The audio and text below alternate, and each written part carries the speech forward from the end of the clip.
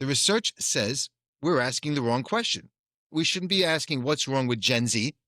The right question is, how does motivation actually work between the ages of 10 and 25? Young people are becoming more motivated when they feel respected, capable, and connected to meaningful goals. They're extraordinarily attuned to respect, not flattery, not empty praise, genuine respect, the kind that communicates, I see you as capable and your perspective matters. Do I matter? Am I respected?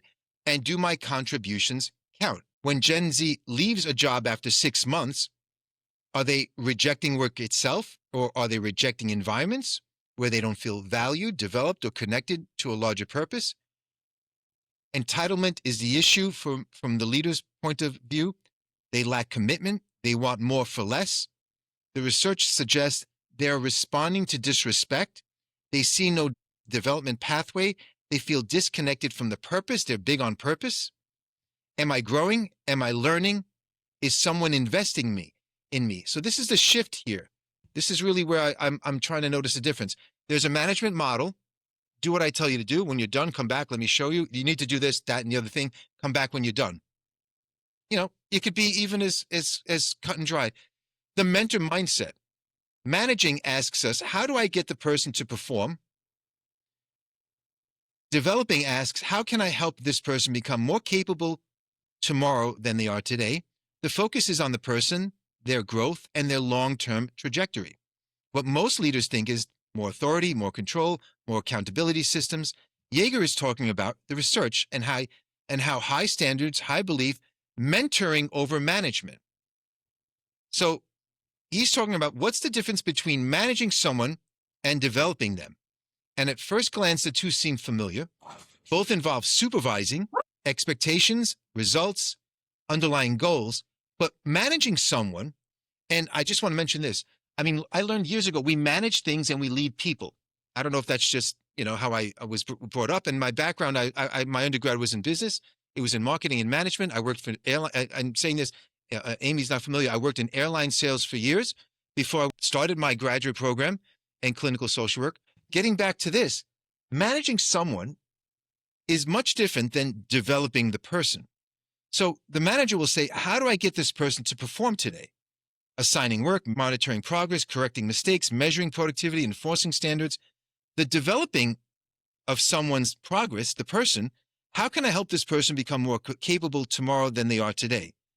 Coaching rather than directing, providing learning opportunities, giving them meaningful feedback, assigning assignments, helping people reflect on their success and their failures. So the management response is, you missed the deadline. I need you to be more careful next time. Goal is to correct. Employee learns what went wrong. Do you see that with managers? Am I on the right track with that pretty much? Are we looking at that happening with managers requesting that? When you're developing someone, you missed a deadline. Let's talk about what happened. What did you learn? What did you do differently next time? What support would have helped you to succeed? The mistakes become part of the developmental progress.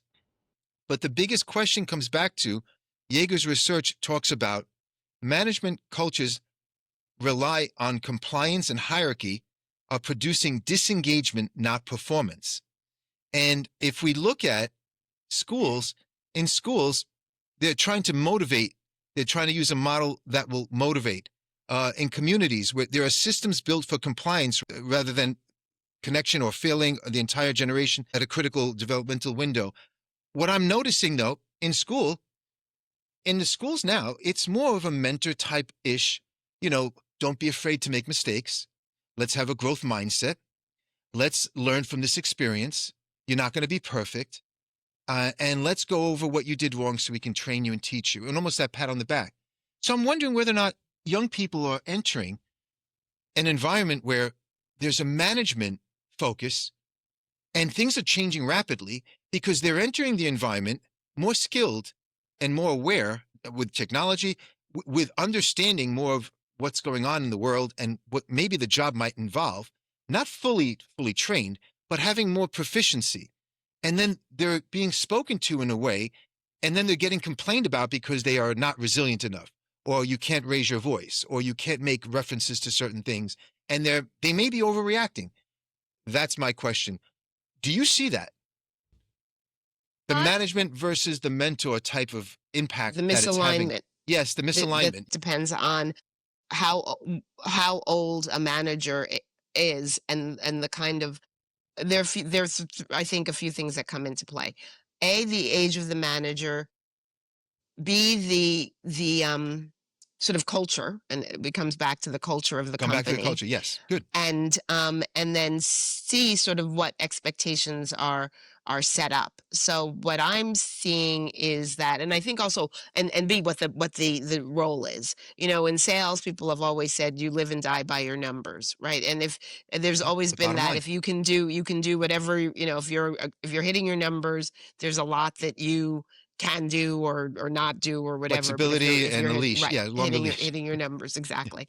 So that's, I'll take sales off the table. But what I've seen, at least, is that as more and more sort of millennial Gen Z managers are coming in, they are tending to, I guess, mentor more than traditionally manage. But where I think, again, the friction is still in remote situations, because it's hard to form the rapport where you can know and mentor in the same way over a screen, the way you would, having someone come in and sit in their office. And as a result, because some people are living in echo chambers because you only have your screen, there, they may be hearing what I see as perhaps supportive criticism as, oh my goodness, they yelled at me. And it's only because they don't have that sort of environment or peer-to-peer um, opportunity to sort of sit and learn. And we've all well, I shouldn't say everybody. People That's a have good pride in point. their office, male or Yes, no, female, that but we don't have peer-to-peer that. next to you opportunity to be, yes, good, good. I agree. Yes.